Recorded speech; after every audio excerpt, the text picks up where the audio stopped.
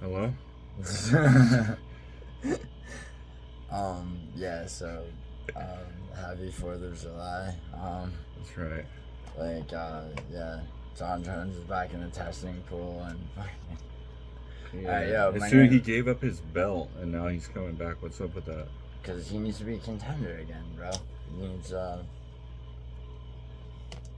He needs to feel like he's doing it all over again. He wants to fight the winner of Teixeira versus Lewis. Yeah, dude. Didn't he already call out Derrick Lewis? John Jones? Yeah. He said he wanted to fight Derrick Lewis or Jamal Hill. Is that true? Yeah. What? Yeah, he did a while back at a press conference when they were pressing him about it. Why doesn't he just ask to fight like Ryan Spann? It's just like seriously, it's just like. Well, if Derrick Lewis gets a vicious KO, he might. Right. Which won't happen, but we'll get to that. Don't spoil the. Yeah. I'm not. I don't want to spoil the main climax or whatever. Yeah. Like the hook or whatever. Yeah. No, the hook is that The hook is that there's a contest actually associated with this card. If you're one of the lucky, lucky it's too boys late for anyone else to get on there though, right? I might consider adding another 5 to make it 25. So what I'm talking about, if you're still lowly, if you want to make it. Yeah, if you're not a subscriber. You should only do that for your most loyal subs that have been there from the beginning and that go in your live streams and shit. Yeah, and then that's kind of what you did. And then right? and then also, you should keep it like also, that. Well, it's just the first. I picked a few people that have channels and shit. And then those are people that you interact with the most, right? Yeah, and then also left it open to the first however many people. But anyway, all right. So basically, so posted on my prediction or my goddamn community tab is So I hit 100K subs a little while ago. So if so my picks from and because it's gonna be I'll pay 50 for a draw and 100 for anyone who beats me on picks.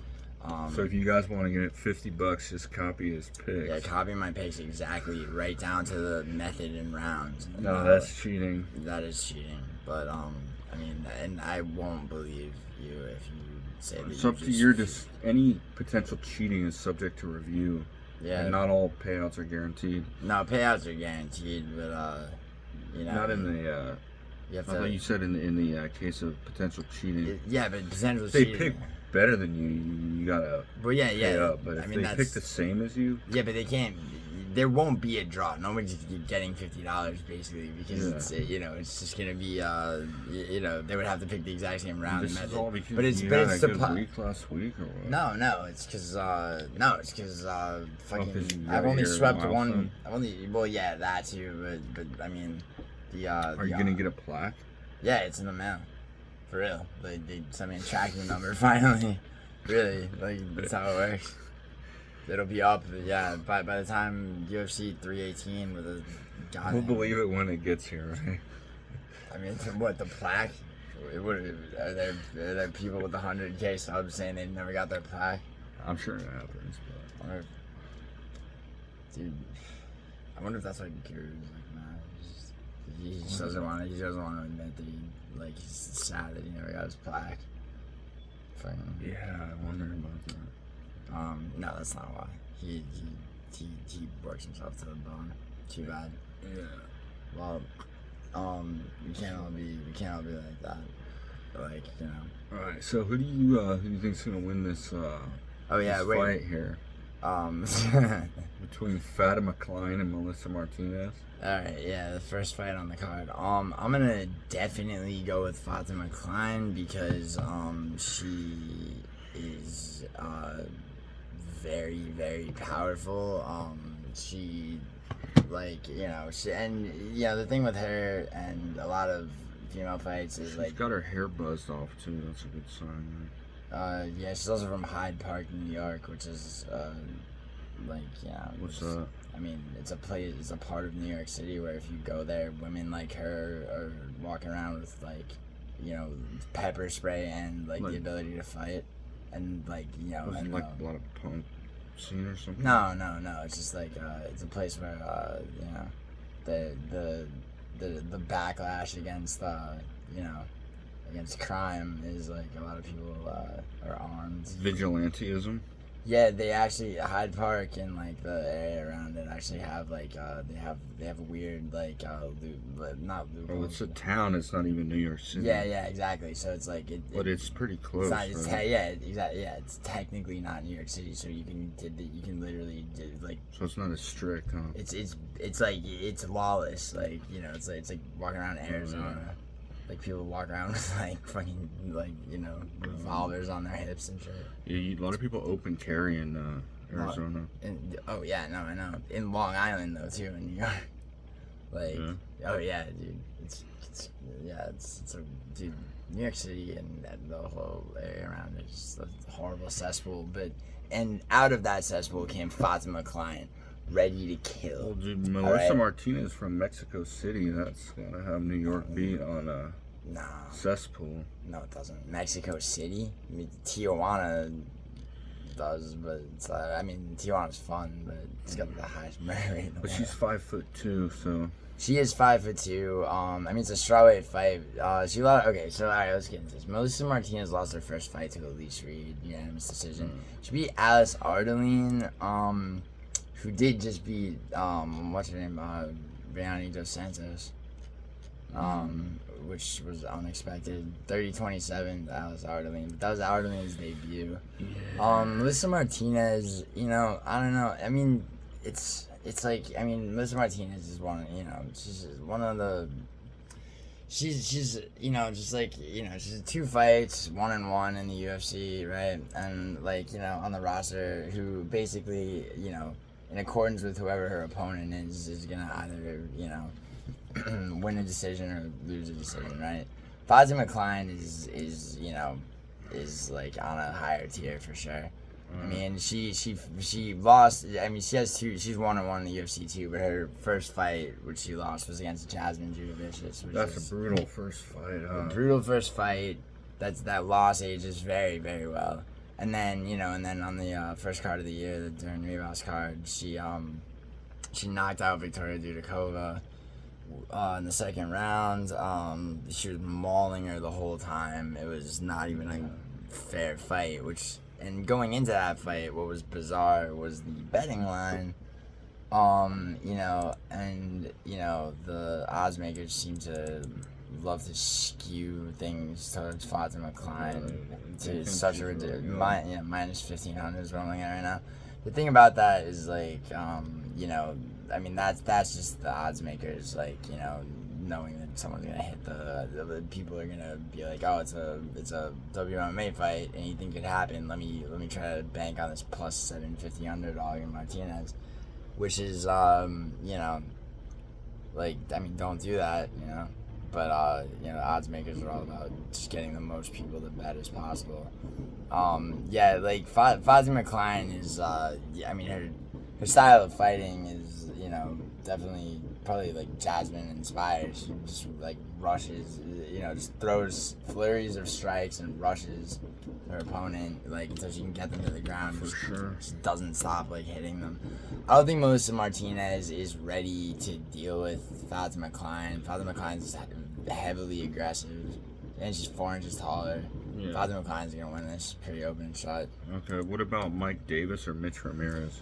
So, Mike Davis is definitely good enough fighter who lost to Fereziem, which is, like, you know, as I was watching that fight, I'm like, this is an anomaly, but, you know. Well, Fereziem is a good fighter. He is a good fighter, but Davis, I mean, look, like, Davis is good too, though. Davis is really fast.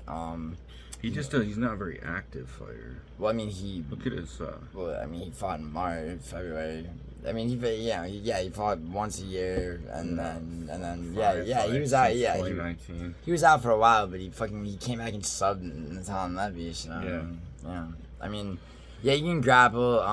He throws a lot of strikes, but he's not. I mean, he has one knockout over Trevor Gifford or whatever. So not his the least honestly the least impressive win on his resume. But yeah, he strikes a lot. He's the thing is, it's with Mike Davis is like I was saying about Melissa Martinez, who's going to lose. Mike Davis, who I think is going to win this fight. It has a lot to do with his opponent, his opponents. I mean, obviously every fight, but he's not, someone, after the Fereziem fight, it's can I count on Mike Davis to consistently, probably win unless he's fighting, not necessarily. Mitch Ramirez is terrible though, Mitch. Yeah, you don't think he's good. No, he lost on leg kicks to Thiago Moises. Yes, he did. That's actually, damn. I'm glad you remembered that. That's a very, very good point because honestly, well, I mean, it's a good. That's his only fight in the UFC too. So it seems like a pretty safe pick for Mike Davis. Yeah, he also, I mean, Mitch Ramirez, he lost. That is a tough guy to fight in your first fight, though, right? Moises, he's pretty good. Dude, I don't know, dude. Moises I never thought Moises was that good. Jared Gordon just knocked him out in the first round. Ludovic Kline, who also turned out to be mediocre and really always was, controlled Moises completely.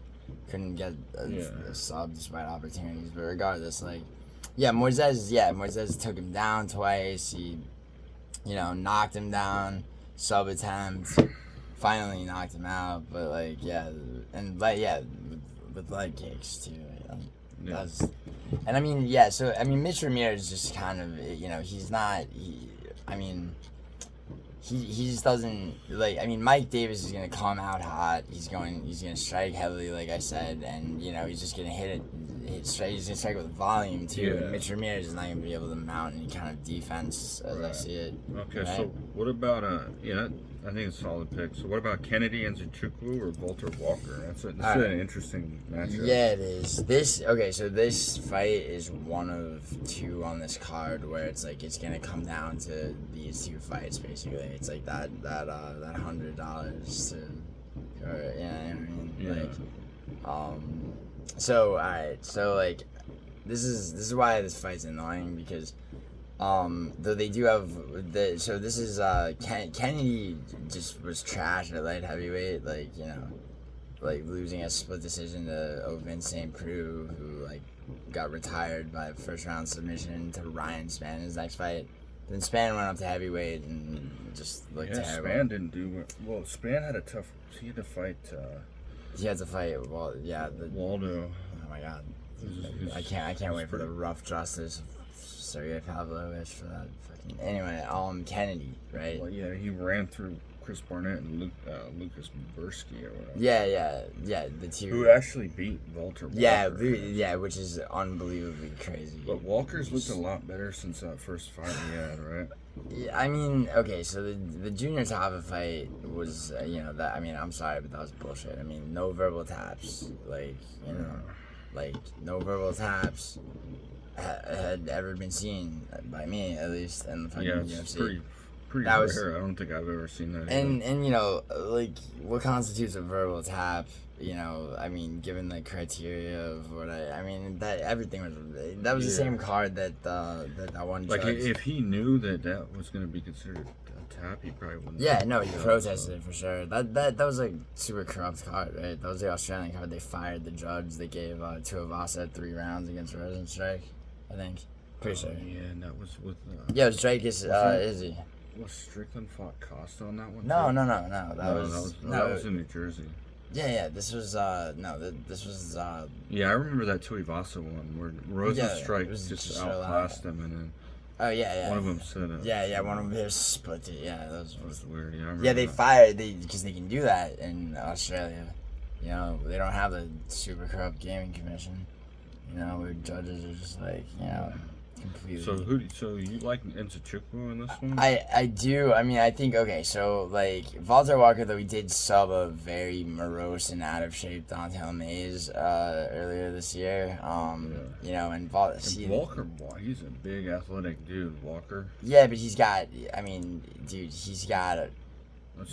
how many rounds of cardio does he have? I mean, Nzechukwu's probably. He's gonna. What I liked that Nzechukwu did is he moved up to heavyweight, but he didn't bulk up. He kept the same. A little bit. Yeah, but he weighed in at 236 in his last fight. Yeah. So, I mean, the thing is, okay, so he's got 2 first-round knockouts over arguably the worst fighters ever, right? I mean, but one of them did manage to lay on top of Valter Walker and win against him and hand him his first loss, too. But that's, anyone's first fight in the UFC. I mean, Kennedy at light heavyweight knocked out Carlos Ulberg in Ulberg's first fight and then proceeded to... I mean, actually, he had. That's a pretty good win. Yeah, it is, but like it's like you almost have to. He also beat Jan Kutalaba. Yeah. It's just like, I feel like you almost have to discount his entire light heavyweight career. Which is annoying. I mean, it's like that's what makes this fight so annoying because it's like, Chris Barnett. You're like he was like a win one lose one at light heavyweight. Like it's not that bad. I mean, yeah, but like at heavyweight, it's like Chris Barnett literally shattered his own ankle, dropping up and down 10 seconds before the fight started. That was just at that point. It's hard. I mean, okay. So basically, what it comes down to is this, right? Like, can Kennedy defend? Can Kennedy at least either control distance so that Walker doesn't take him to the ground? Can he get taken to the ground, work his way back to his feet?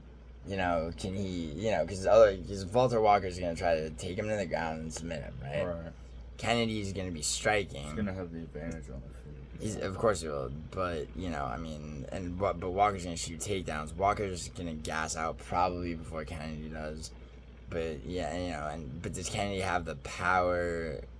Is striking good enough? He doesn't need to knock him out. If he could just. Yeah, I mean, I think he'll win if it goes to a decision and they're striking, probably, right? I mean, yeah. On the same token, though, Valter Walker wins the decision if he gets him to the ground, even 2 out of 3 rounds, and just racks up control time. Yeah, it's just a hard fight to pick. I really don't know who I would pick in this one. I'm gonna say it's gonna be Kennedy. By probably decision because he's gonna be striking as much as possible. He's got a reach advantage. It's significant enough that he should be able to control the distance unless he fights like a complete asshole. Yeah. Which is possible. That's why it's annoying, but it's gonna be an interesting fight. I hope it's not just like, I hope it's not just like a fat heavyweight fight. But okay, so what about Lauren Murphy or Eduarda Moura? Well, I mean, Eduarda Moura almost certainly. I mean, it's like why is for whatever reason I keep thinking like, why is Lauren Murphy gonna somehow win this? But then it's like no, she's not going to. Eduarda Moura is capable of finishing people. She finished Montserrat Caneo Ruiz, but who went on to also be finished by Amanda Lemos, or she had been finished by Amanda Lemos and Jacqueline Anarian, which actually aren't terrible. Lauren Murphy is 41 years old. She's pretty geriatric, but also and more just beat Veronica Hardy. Lauren Murphy also hasn't she been out forever? Yeah, her last fight was she lost to Jessica Andrade 2.5 years ago. She beat Misha Tate by decision in 2022. She got knocked out by Shevchenko fighting for the belt though. 4 years ago, yeah.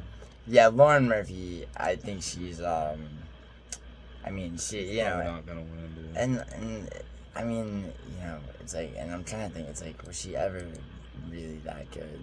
Eduarda Moura has a weird style of like, I just remember her side kicks being like, I mean, I don't know. It's just a weird strike, like kick heavy kind of striking style, and Lauren Murphy definitely grapples well, or has, submissions and everything. But I mean, I feel like Lauren Murphy's gonna try to get her to the ground.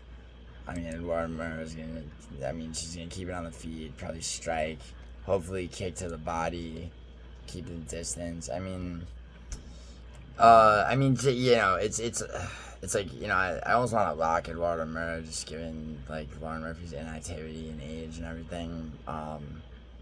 But like for right now, I mean, Eduarda Moura. I mean, once again, it's like unless she fights like, just forgets like, Yeah, she should win.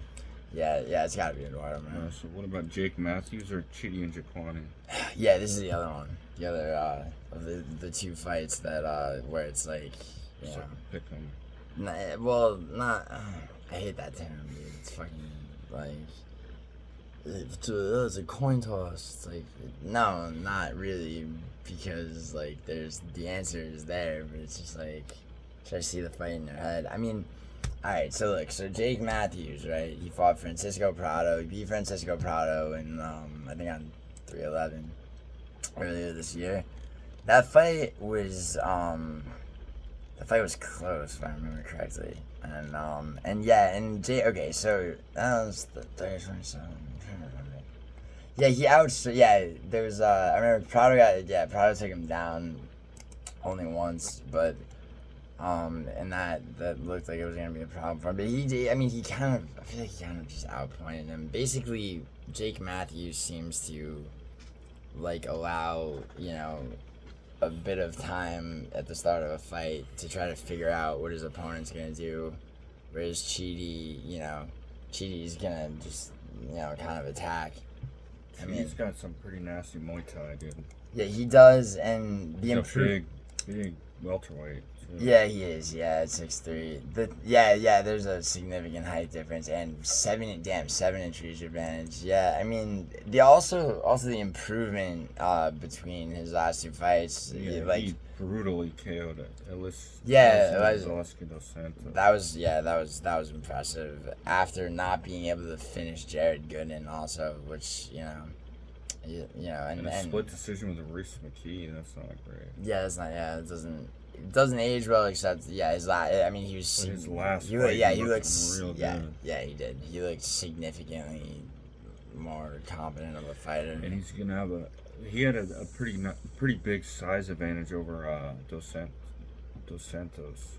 I mean, yeah, he He'll did. have over Jake Matthews too. That's true. And I think, dude, I don't know. It's like Jake Matthews is just like, I don't know. Jake Matthews is one of those fighters where it's like, I mean, he's definitely hard to finish, dude. Michael Morales couldn't finish him. He's tough. I mean, he knocked out Andre Fiala 3 years ago, but he's he's a decision merchant. Yeah, I knew you were gonna say that. He's got one sub against the Anzai. Yeah, I remember that. That's forever ago. So he does not have a lot of finish. Oh, he subbed Darius Flowers. I mean, but, like, who hasn't done that? That dude got cut. Michael Johnson couldn't, but he still won, and Darius Flowers is no longer in the UFC. Yeah. But Jake Matthews, Michael Morales. Honestly though, it's like Chidi doesn't have to finish him. He just needs to. He just needs to basically dictate the pace, which he does tend to do. I think Matthews is gonna have to grapple him. I mean, and the thing about that is, like, is Chidi gonna allow that to be possible? You think it will? No, that's a tough question, because I don't know if Matthews is gonna be able to impose that. I mean, Francisco Prado had an edge in the grappling in Matthews' last fight, and I feel like Matthews is like, just a moderately decent grappler, and with Chidi throwing strikes at him constantly, he's like, it's probably gonna be mostly on the feet. He might panic shoot like later into the fight, but so it sounds like you're going with Chidi. I'm going with Chidi. Chidi's it's like, and he's 30. It's like he's 36. He looked better in his last fight than he has ever, pretty much. Yeah. Matthew's only 30. I mean, but like, it's so hard to see Matthews winning this fight. Like, There you go. It's irritating, dude. It's irritating that, like, you're picking Chidi, but you're not locking him. Of course not, but like, still, it's like. What about Chris Curtis or Max Griffin? Yeah. I mean, Chris Curtis. I mean, Max Griffin just has nothing for Chris Curtis. Max Griffin's very hard to finish, but I mean, he was subbed by Chiesa, but I don't know if he's ever been knocked out. He's 39 years old. Chris Curtis is not young at 37, but Curtis can still hang with the top guys, though. The Brendan Allen made him. I mean, he knocked Brendan Allen out and then went to losing a split decision. It was a 5-round fight. I mean, the thing about Chris Curtis, though, is that he has, like, he'll shell up and fight very carefully a lot of the time. Like the Marc-Andre Barrios fight, where it was, very boring split decision win. But I mean, I don't see that with Max Griffin, just because it's like, though Griffin's hard to finish, like, he has nothing for Chris Curtis, like, in terms of, he's not a particularly powerful striker, not the greatest grappler. And Chris Curtis, despite what's happened in his last couple of fights, his takedown defense is like, he's known for that. Max Griffin is not really known. I mean, Max Griffin's got a chin, but, like, once again, it's like, Curtis doesn't have to knock him out. He just needs to outstrike him and he should be able to do that. He should be able to. Oh yeah, and also Max Griffin's he's fighting up a weight class too, which is no, Curtis went down. Curtis, what? Yeah. Oh, what the fuck, really? Yeah, that's insane, dude. How did I not? Well, because he doesn't have a big frame for a middleweight. Dude, he's okay. So but dude, like, he's 5'10", but he's built for middleweight, dude. That's so weird. Boy, if he could just shed body fat, he was never that lean. So yeah, but his build is he's not Taurus Finney, but he's still like. Dude, wait. When was the last time has Chris Curtis fought at welterweight? I don't remember. Jesus Christ. That's. I don't think so. His first fight was Brendan Allen. Yeah, he knocked him out, right? And he fought let's see. He fought Buckley and Gastelum, but I'm pretty sure. Yeah, he knocked out Buckley, but that was middleweight. Phil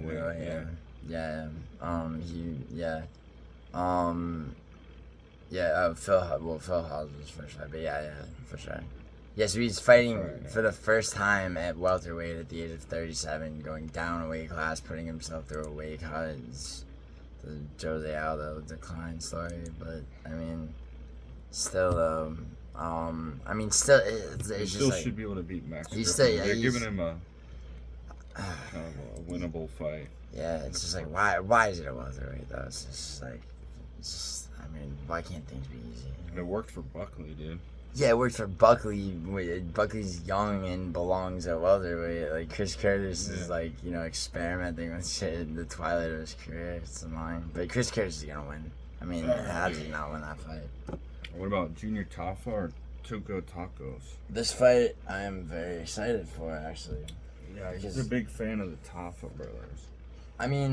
Hence the name. I'm quite actually disappointed in Justin Tafa.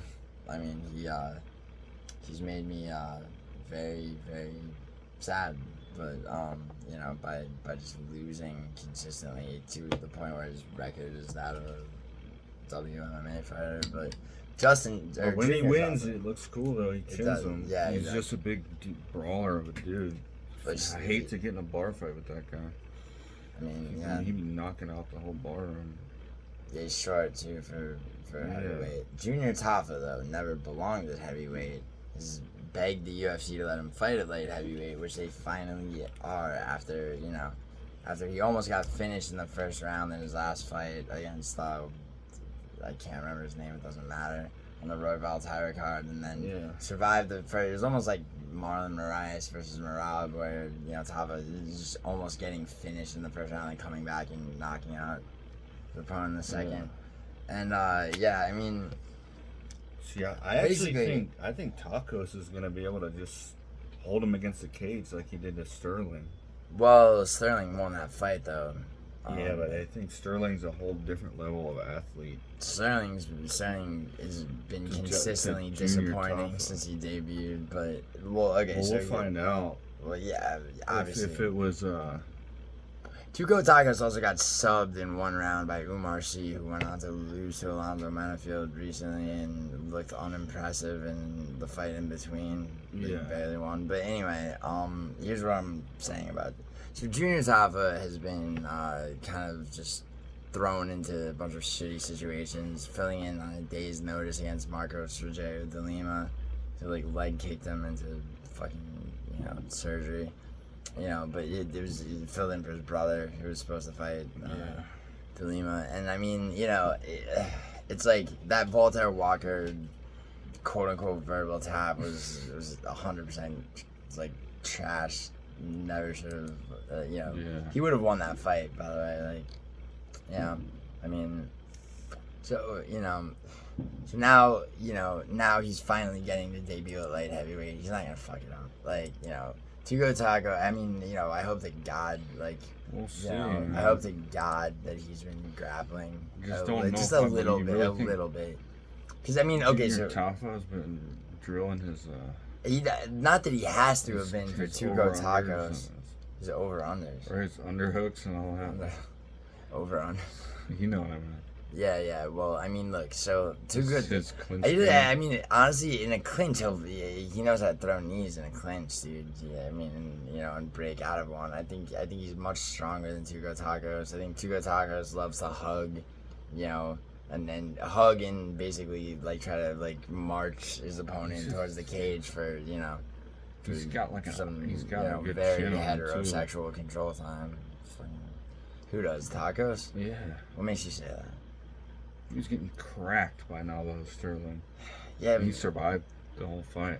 I mean, yeah, he did, but Tafa's got heavier hands, and I guarantee you, Tafa wins this fight. I would love to see him fight Naldo Sterling, and I just think he would get destroyed. No, dude, I'm telling you, Junior Tafa he's better than people understand, and finally fighting at the division he belongs in. We're gonna find out. I mean, yeah, find out Saturday. Yeah, I mean, the most meaningless statement ever. It's like, yes, we will find out, but in this prediction video, which people may be putting their hard-earned or stolen money on. Either way, it doesn't matter. The point You're betting your money on sports. Yeah, don't gamble. You deserve to lose. I guess I'll never get what I deserve, right? It's a long, anyway, so you like Tafa. I do, and also, I mean, he's 7 years younger, bro. I mean, Tuco Tacos is an unimpressive fighter all around. He's just, it's just like a kind of just, this type of person just ekes his way through life, slouchy, and his fighting style is inconsistent. His regional fights were, I mean, it's like, his fights before the UFC. Fought this dude, it was like, I mean, this guy was what? He was. Yeah, I mean, whatever. On to the next one, dude. I mean, hold on. So, one more thing, alright? Junior Tafa, I mean, it's just I'm trying to say, okay, so here's what I'm trying to think about, right? The danger to Junior Tafa obviously is, clinch, grappling, takedown, he could get hell. He could get. He's kind of like a fish out of water on the ground. Well, I mean, him and his brother have historically been like that. Muhammad Usman, I guess, laid on both of them and stalled out to a decision win. But Also, you know, does he let it go to the ground? He's gonna be faster at 205. You could chin him right away. He's got lateral. That too. He's got lateral movement. He's got power. He'd he's probably got be a little lot bit of power. less fat and out of shape. I mean, yeah, of course, yeah, absolutely. He's 3 inches taller than his brother. Also, I mean, also too, if Junior Tafa, who I keep saying has actual power, right? But he goes body face, like, you know, Tuco Tokkos is gonna be, he's not gonna be able to outstrike him, you know. All right. Also, I mean, you know, like, Junior Tafa, like, I mean, he's gonna wind up getting cut if he loses this fight. I mean, well, same for Tuco Tokkos. Yeah, but Tuco Tokkos' contract's up. He'll be done. I mean, he's already 2 losses on a 35 contract. Though. These guys are fighting for a job, man. Both. I mean, yeah, but yeah, and Junior Tafa though, it's like a new leaf, you know, new weight class, and you know, like it's more on the horizon. I mean, I hate to infuse emotions in it, but you know, yeah. I mean, also trust me, they're both trying to win this fight. Yeah, Junior Tafa's a better fighter. He's gonna fucking win. He's gonna win. He won't let me down. Okay, what about Vitor Petrino or Austen Lane? Vitor Petrino. There's a Vito. It's a Vitor, but I soft R. Soft R. Yeah, that's how they say it down there. Soft R. It's the way. They don't really emphasize the R. Down there in the favelas. Yeah, soft R is how I get away with saying another. That's how another word. He doesn't say Alex Pereira. You know. Nah, he says Poe. So trust me, you know. He says Shama, and then and then commits, unconsensual. Nah, she was lying. She was, I mean, fucking New Jersey girls, dude. That was a funny story, man. Yeah. And the people are making edits of it. All he said was Shama. It was really funny, her video she made, which is... Yeah. She's a bad actress, so she's like... Oh yeah, crying. do you know how many men definitely just like knew knew for a goddamn fact that she was full of shit over the course of her the wreckage of her many relationships and just allowed it. It's just like, all right, this fucking bitch is lying right to my face, but like. You gotta say this for a famous guy, like he really knows how to pick him, I guess. Does he? I mean, like, Pollyanna he seems like the Viana. real bottom of the. Oh yeah, he did get Pollyanna Viana. Yeah, but like, dude, he was. Why would you ditch her for like a? He didn't bottom ditch her. of the barrel. That's not what he did, dude. He wasn't looking for a girlfriend, dude. He was slumming it in New Jersey, bro. You never been there, like. Man. I mean, Jesus, bro. Like, I mean, you know, at the time. I don't have anything. I mean, whatever. Maybe that was the beginning and the end for him. You're right, dude. He fell off. The fake broken hand, excuse against Uncle Live. Not, they're gonna dig up some shit. It's it turns out he had gonorrhea from that guy. Everything was wrong, and now he just can't do a rematch because he's gotta go fight John Jones or some bullshit. Yeah. Fucking God. Thank God they didn't do that fight, dude. Jones versus Pereira. I mean, yeah, I was like exhibition, the Harlem Globetrotters of UFC. But anyway, all right. So Vitor Petrino is moving up to heavyweight to further humiliate Austen Lane, who deserves every bit of humiliation for what he did to my childhood idol, Robelis de Spain. Yeah. Or what Robelis de Spain allowed to be done to him, honestly. So that's pretty much the only fight he's won, right? Just laying on to Spain. Yeah, and not even a 30-27. He's a big athletic guy, but he's probably gonna get chinned. He's been knocked out, I believe. He's lost by knockout. He's had too many concussions in his life. In football, then Also, so what I liked about Mario Pinto, who put him in the hospital, put Austen Lane in the hospital in his last fight, was how like I was saying, it's like an episode of Dragon Ball Z, Mario Pinto literally just didn't even attempt to block strikes the whole first round. He just let Austen Lane just empty the gas tank with strikes, just being like, all right, this guy cannot hurt me whatsoever, and then just flatline him in the second round. Vitor Petrino has that level of knockout power for sure. His fight IQ is like almost as bad as like a Leon Edwards, feeding his neck to Anthony Smith, and then against Jacoby just biting on everything. Jacoby just literally just outthought him, and then found the opening and finished him in the third round. But Jacoby Smith is pretty slick striker though. He almost beat Khalil Roundtree. Anthony Smith? Oh. No, Jacoby. Oh, Jacoby Smith. Yeah. Why are you talking about Jacoby Dustin, Smith? because you were just talking about Petrino fighting on all Dustin Jacoby's fakes. Oh, yeah, I'm telling you, Jacoby's really... Wait, you went from Dustin Jacoby to Jacoby Smith, though. No, you said you were talking about Petrino fighting Anthony Smith. Was I? And then you were talking about him fighting... that is 1980. And then biting on Dustin Jacoby's fakes. Yes. Dustin Jacoby has really good fakes.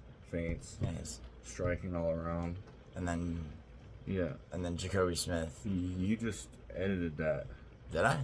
Oh yeah, I didn't say that, but wow. I mean I get why you.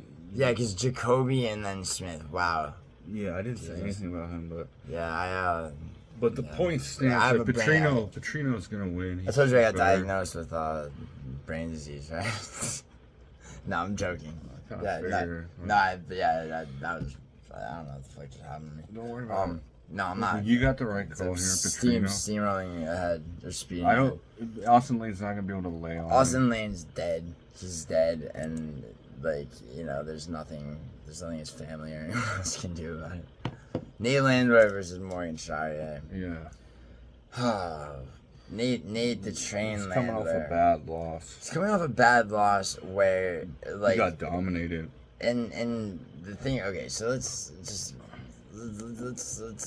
bask in the knowledge that Doho Choi is just not.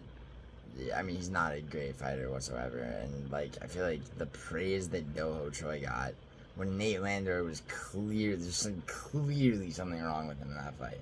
He was moving like he was on ether, he got just picked apart and completely dominated. He looked. It was a little strange. It looked like he couldn't move correctly. It was very, very. Maybe he had an injury. I don't remember hearing anything. It never came out. I kept making all those jokes about how we're gonna find out he had blood parasites or spinal stenosis or something. And he probably toughed out an injury in that one. Or you think he's just washed up? He's getting kind of old. I mean, he's 37, yeah. I mean, I think Morgan Charriere also, though, is really...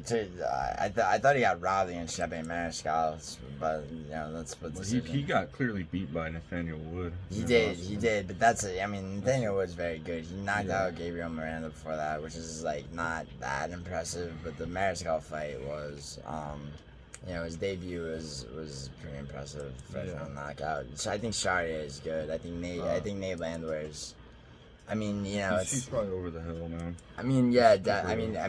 Going off of his last fight, it's just he knocked out Jamal Emmers before that, but he's he just he looked like who's that welterweight that looks worse and worse, literally he's melting, Alex Morono. It was an Alex Morono performance. Soft body and blunt. No, just the way he was moving was just stop motion animation. It was I cannot trust Nate Landwehr at all. Yeah, I think you got the right one there. What about Calvin Kattar or Steve Garcia? It's a good fight. Steve Garcia is gonna kill him, but it's a good fight, for sure. I think Steve Garcia's got some heavy hands. He does, and he hasn't fought in a while, and the featherweight division's been pretty mobile since he last fought, so I think a lot of people don't remember how much Steve Garcia, is definitely a contender. Steve Garcia is as much of a contender, I don't know, I was about to say as much of a contender as Gene Silva. I don't know if he about that. Yeah, but we'll see how he's definitely good, dude. He knocked out how the fuck you say it? Melchizedek, whatever. Costa, though. Oh, the guy with the skin. Yeah, he knocked out Costa, and Costa, that has aged very well. He beat Morgan Charriere or something? No, he didn't. But he knocked out. He finished Andre Fili. He beat what's his name, Christian Rodriguez and Juliana Rosa. And did he finish Juliana Rosa? No. No, yeah, no. But still, that was he's won 4 in a row since he lost to Steve Garcia. Yeah, and that win aged real well. Yeah, that Arosa fight was crazy. Yeah, that was. I remember. It was a crazy fight. That was a crazy one. But yeah, no, that aged very well. And he knocked out Chase Hoover in the first round. Steve Garcia. Yeah. Yeah, Steve Garcia is an animal, dude. Yeah, Calvin Kattar looked, I mean, you know, he took that last round off Yusuf Zalal, you know, still lost in his last fight, but, you know, I mean, people are expecting, you know, him to get subbed, I think. Also, Aljo couldn't sub him, but Aljo dominated him, you know. Didn't he break his leg fighting Arnold Allen? He got injured. Yeah, I mean, it's still technically a TKO loss, but Josh, he split decision, lost to Josh Emmett. So yeah, he's up 4-fight losing streak. His last victory 3 years ago. They're setting up for Garcia to get a win over a guy with a pretty big name. Well, he's to get ranked, you know, obviously. Yeah. I mean, but yeah, Calvin Kattar hasn't. Honestly, dude, Calvin Kattar has never been top shelf, to be honest. I mean, he knocked out Jeremy Stevens 5 years ago when Stevens was already kind of starting to get out of the Stevens has lost a lot of fights. Yeah, and you know, he lost to Moicano at featherweight back in 2018. Yeah, Calvin Kattar, I mean, dude, he Max Holloway kind of beat Dan Ige, though. That's a good one. Yeah, that was a long time ago. Yeah, I mean, that's kind of like so for sure, Steve Garcia. I mean, definitely Steve Garcia. Without a doubt, dude. I mean, Kattar's hard to finish, and Garcia finishes everybody, but so I mean, you know, it's like, how does Kattar win? Can't. Impossible. All right. What about Stephen Thompson or Gabriel Bonfim? The co-main event, Stephen Thompson. This is like... It's a weird matchup.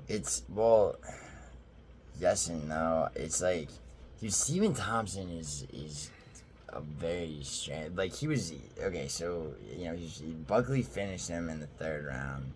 TKO. He was down 2 rounds, though. It's like JDM versus Gilbert Burns. It was I think it was 1-1. Nah, it was. I'm pretty sure you check the scorecards on that actually. But I mean, either way, dude, Stephen Thompson gave Joaquin Buckley a serious run for his money. I mean, before that he got shot by Shavkat Rakhmonov, but Rakhmonov is, you know, I got shot. What? Yeah, dude. Yeah, I mean, basically, dude, what fight is Shavkat not a serious injury in? Did he got shot? Yeah. He got shot, but, I mean, you know. Yeah, it was a brain tumor, dude. Yeah. I don't really have a brain tumor, but Stephen Thompson. You could speak it into existence, so you keep saying that. Really?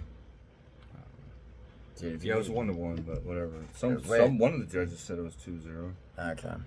Well, regardless, it was close fight. It was very close, and then I mean, there's Buckley suplex. I mean, Buckley just turned it up. You know, I mean, Stephen and that had as much to do with Stephen Thompson just not having the. That's a 3-round. He doesn't have a ton of power in his hands. No, I mean, obviously his best days are behind him at 42 years old.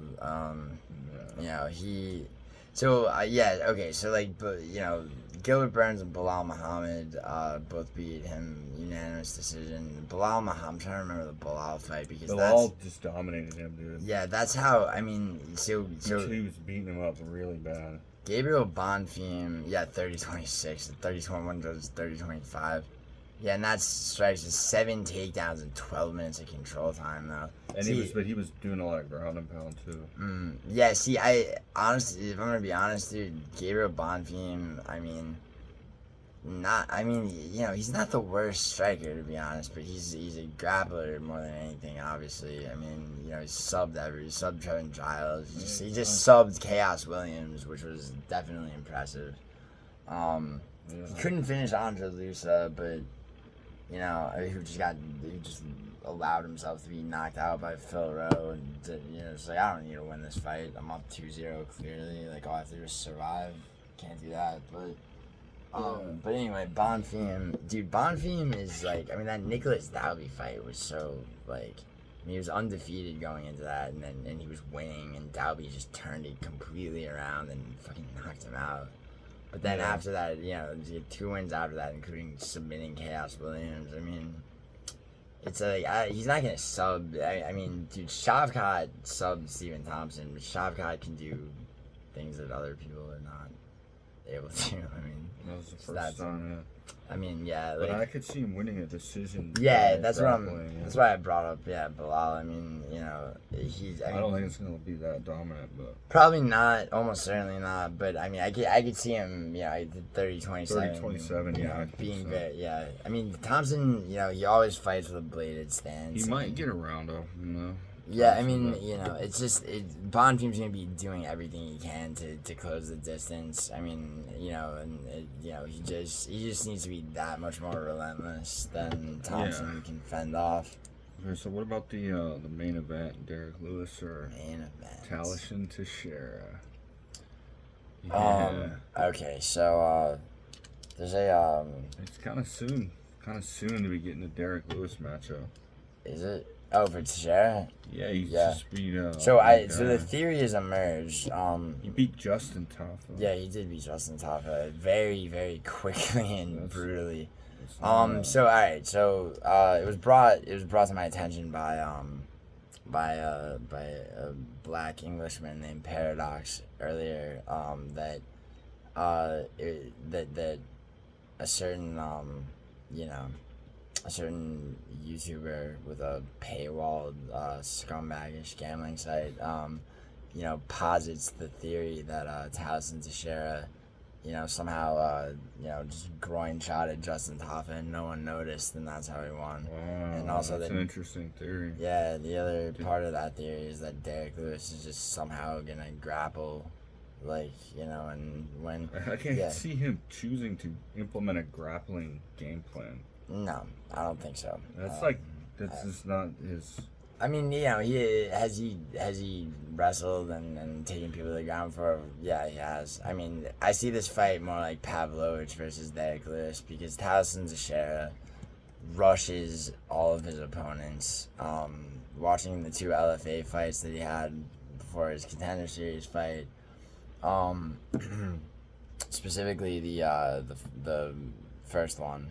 Right, where he was basically his opponent basically initiated a clinch, and he's standing there, and honestly, his standing grappling is pretty strong. His takedown defense is pretty strong. He hit this dude a couple of times, and the guy was a little bit rocked, initiated a clinch, and was very much trying to take him to the ground. Almost swept his leg, I think, at one point. But yeah, Tallison Teixeira for 6'7", in a clinch with a guy who was probably 6'1" or 6'2", his takedown defense was very solid, and he wound up knocking him out, still in the first round.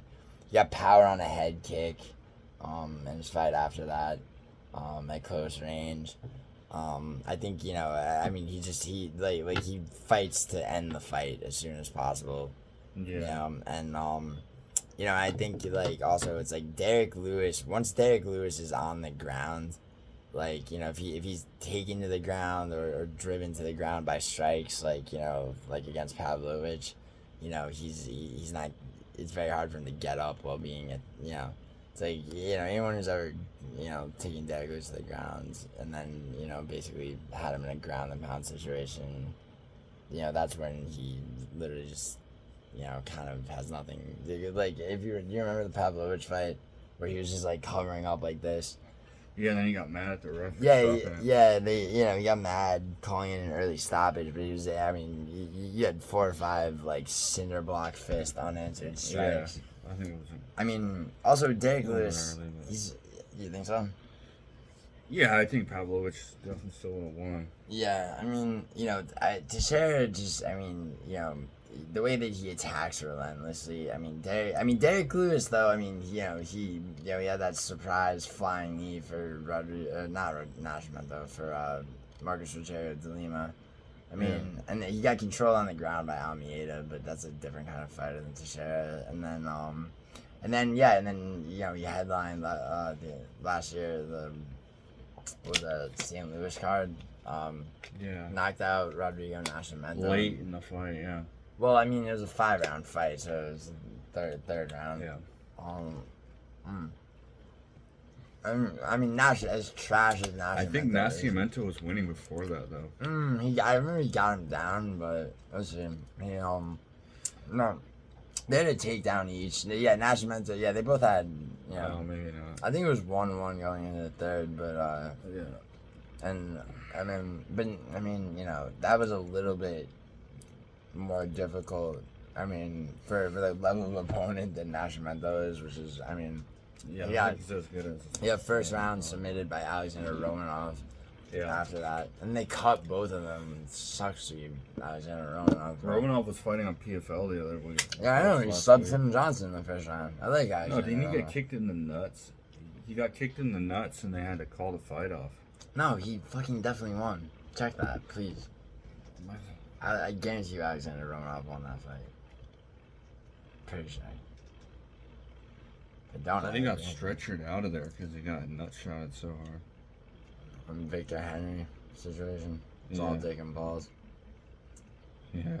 Oh yeah, yo, you remember I was talking to you on the phone last night and you were telling me about how you're all skeeved out about the prospect of Derrick Lewis throwing his cup at you. Yeah, wouldn't you be... Alright, let me ask the comment below.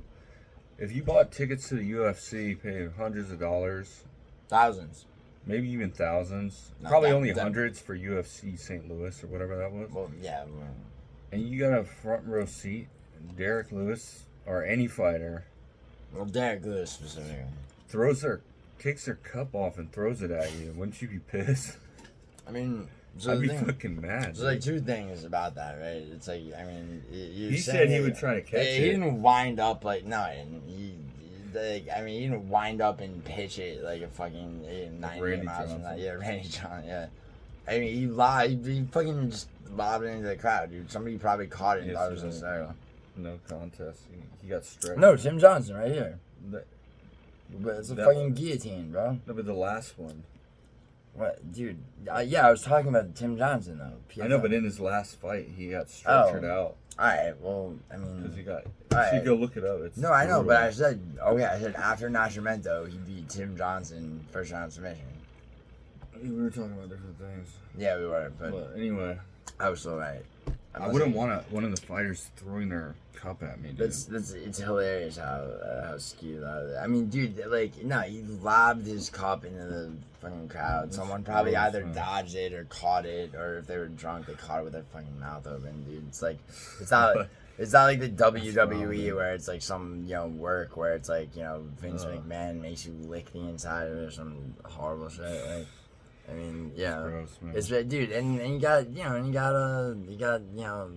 talked about his balls were hot, and you got a sponsorship out of that, and and you're like, yeah, dude, yeah, I'm glad Derrick Lewis is gonna lose this fight, cause at least he won't be throwing his cup around. I think that's gross, man.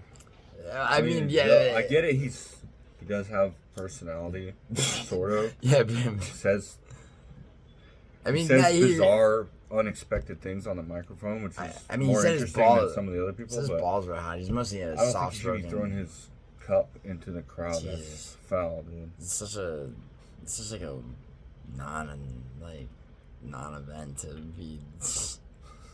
I think more fighters should throw their.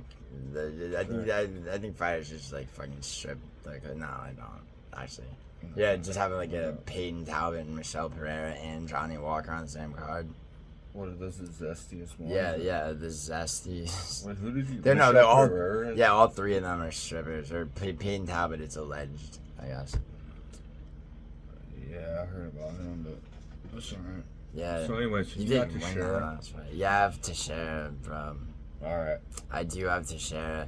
I do have to say, and honestly, I mean, okay, so like, dude, he's 4 inches taller. He's got a significant reach advantage. He's 25 to Degler's is 40. Boy, do they need a prospect at heavyweight, dude. He's already ranked, dude. That's another reason I hope he wins. Is just they need some kind of a prospect. I mean, dude, yeah, that Mario Pinto, like I was saying. Mario Pinto's another one, but yeah, Mario Pinto. Teixeira is, I mean, like Derrick Lewis is a good test, honestly, and I mean. And it's not. I mean, dude, it's like. I mean, do you see this fight going to say? It's like probably not. It's not. Yeah, it's like. I mean, you can't. Tallison Teixeira just like. I mean, he just doesn't stop. Like, you know, it's not. But yeah, I gotta take off, man. So. Oh yeah, you got that thing. Yeah. All right, so. Good luck to everybody. You know, who is trying to outpick me and take my money. No, I'm happy to give $100 to, you know, any of you 20 people who, you know, are, are fucking. I mean, honestly, I'm just trying to just wrap it up. I'm just trying to motivate myself to sweep another card. Dude, don't fucking direct. Nah, dude. Cut? No. Yeah, cut. Well, actually, no, not yet. Cut. Let's start over. Take 2, bro. No. Should I just take off or like? Are you no, yeah. I'll talk about that contest in the fucking premiere chat or something. I'll see you later, man. Yeah, dude. Take it easy.